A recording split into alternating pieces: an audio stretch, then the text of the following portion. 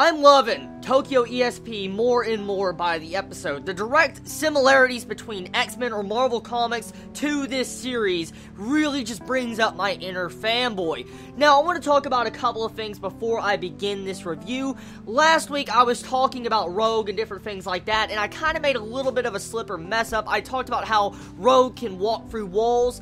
Technically, yes and no. If I'm correct, and I haven't really read the Marvel Comics, I want to be honest here, but if I'm correct, Rogue could steal abilities. That's kind of why I said Rogue, but I understand that I was incorrect also with that knowledge. So I want to throw that out there. I'm sorry, everybody, but the big thing that our main female character, Rinka, reminds me of Rogue about is the white hair, the way it changes. So anyways, besides that, this episode was freaking good!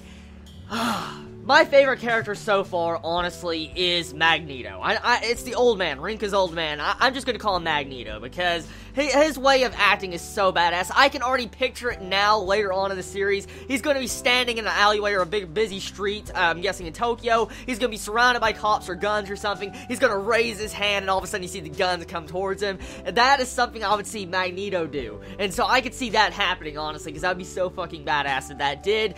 But overall, we get one little obvious reference in this episode. For instance, directly linked to Superman. There was even a character, this main antagonist, I'm guessing, of this episode, or this little arc going on, pretty much says, I'm Superman, and you see these bullets coming at him, and they're just breaking off, and it looks like he has some form of either shield, or it looks like he hardens his body with some form of metal. I don't know, but whatever it is, he was denting the fucking bullets. He's like, I'm Superman. I laughed in the inside, because I don't know if they were directly trying to link it to real Superman, but the way it was said just made me laugh my ass off.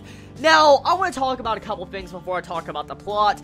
The animation of this episode is really good. I want to say that now. It's not the best animation of this anime season, I want to be honest here, but the animation does look fluid, and I love the way the backgrounds look with the characters. The backgrounds are definitely one of the big highlights of the animation, and that's something I really enjoy. And you gotta love how the goldfish, or these flying fish, really look in this series. I mean, they look so majestic and badass the way they float around, and that's something I wanted to bring up. Now, last week, someone said in the comments, like, why do you care about the goldfish? You should care more about that flying penguin.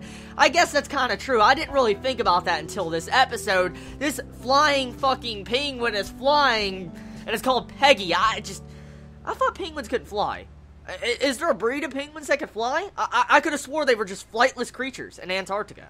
Honestly, I did. If I'm incorrect, let me know. I could be wrong, but I could have swore penguins couldn't fly. And if this is a penguin with a freaking Esper power, I'm gonna laugh my ass off. But either way, I like this episode. It was mainly meant there to show the danger of Espers. That's exactly what I think this episode is for. For instance, there needs to be heroes to quell down these Espers, because you see Rinka, Crowhead, and Rinka's father, Magneto, pretty much becoming like this group now, this hero group that's probably going to stop Esper problems, because you can see they're going beyond the police, they're going past them, and they're trying to settle this eternal dispute, which is really cool. But there was a lot of different things with the plot that was revealed this episode. Now, if they didn't do that first episode, for instance, the first episode with nothing but action and going towards an end of an arc, supposedly what I heard from manga readers, I wouldn't have known about whoever that was in the costume. For instance, the teleporting powers, whoever had the voice changed mask, and all that. I'm willing to bet that's that girl at the beginning of the first episode of Tokyo ESP that was teleporting around. The girl with the teleporting powers. So right there, I just want to say that right now, I'm willing to bet that person that has a mask on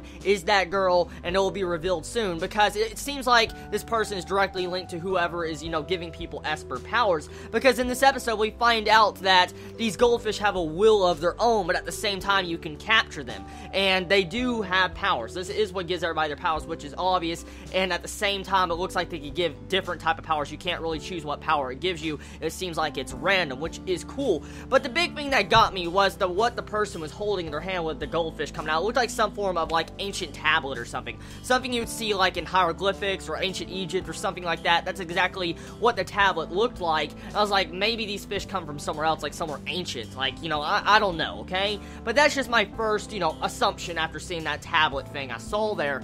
I do love the different powers displayed in this episode. I think there was one power that reminded me of, I think, the Flaming Torch, Burning Torch, fuck, I can't remember the Fantastic Four dude's name, because I really didn't give a shit about him. Sorry if I upset you, but I mean, I didn't care about him much. But I mean, the Burning Torch, Flaming Torch, we get to see a character like him in this episode, and I just like, what? You see him flying around just like him and all that with his fire, and it was comical. It really was. Now, there was some good action in this episode with Rinko. We get to see she gets the shit beat out of her. I mean, my god, she gets crushed. Bad. I mean, it's a slaughter. Looks like she had her legs broken and all that when you see her trying to drag herself.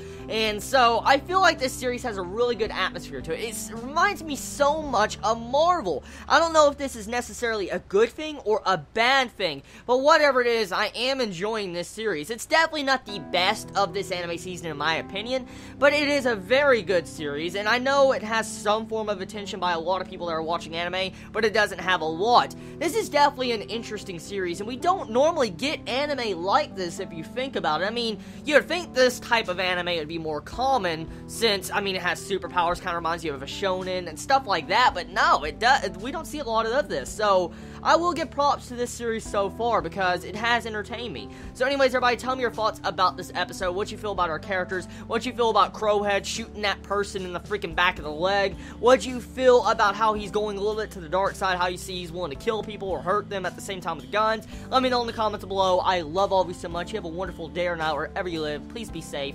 Chibi out.